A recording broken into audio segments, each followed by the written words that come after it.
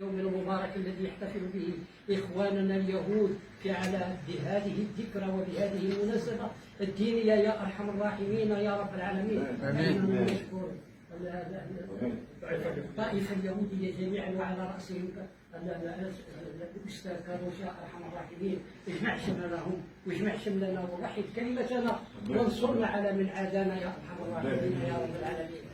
اللهم طيب ثرى جلالة الملك المغفور له محمد الخامس طيب الله ثراه وطيب ثراه كذلك المغفور له الحسن الثاني رحمة الله عليه موحد هذه المملكة المغربية يا أرحم الراحمين يا رب العالمين.